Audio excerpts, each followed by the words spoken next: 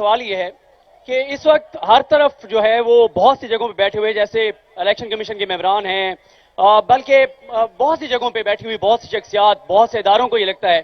کہ یہ تو نظر آ رہا ہے سب کو کہ اگر الیکشن ہوتے ہیں تو آپ نہیں آنے ہیں کیونکہ اس کے علاوہ آپ دیکھ لیں باقی پولیٹیکل پارٹیز نے تو ابھی تک ٹکٹ بھی اناؤنس نہیں کیے لیکن یہ ایک بہت زیادہ خوف ہے کہ آپ آئیں گے تو آپ بہت سی آئینی اور انتظامی عہدوں پہ بیٹھی ہوئی شخصیات کے ساتھ کوئی چھیڑ چھاڑ کریں گے کوئی تبدیلیاں کریں گے یہ سب سے بڑا خوف ہے جس کی وجہ سے کوئی الیکشن میں نہیں جانا چاہتا اس حوالے سے ذرا بتائیے گا دیکھیں صدیق پہلے تو آپ کی میں دلیری کو اپنی سارے کارکنوں کے سامنے سلام پیش کرتا ہوں بہت شکریہ سر جس طرح آپ کو اٹھایا گیا اور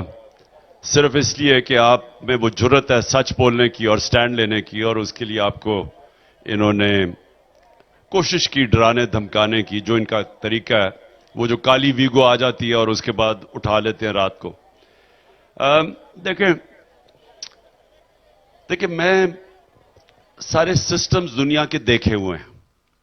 کامیاب سسٹم وہ ہیں جدھر ادارے مضبوط ہیں ادارے تب مضبوط ہوتے ہیں جب اداروں کے اندر میریٹوکریسی ہوتی ہے اور اداروں کے اندر انٹرفیرنس نہیں ہوتی تو یہ بڑی غلط فہمی ہے لوگوں کی کہ جی آ کے تو پتہ نہیں میں کیا کر دوں گا ہم ادارے مضبوط کریں گے سارے ادارے ہیں یعنی عدلیہ کا ادارہ ہے فوج کا ادارہ ہے بیوروکریسی ہے پولیس ہے ان سارے اداروں کو جتنا آپ مضبوط کریں گے اتنا بہتر ملک چلے گا اور یہ غلط فہمی ہے لوگوں کی کہ جی آ کے کوئی عمران خان بڑے بدلے لے گا ہوئے تو بڑے بڑے غلط کام ہیں ہمارے دور میں جو 1 سال میں ہمارے لوگوں کے اوپر انہوں نے ظلم کیے وہ تو بہت ہے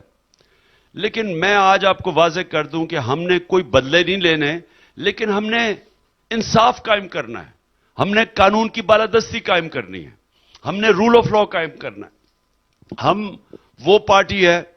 جو اپنی ذات کے لیے پالیٹکس نہیں کر رہی ہم نے یہ ملک کو یہ جو جس دلدل میں پھنس گیا ملک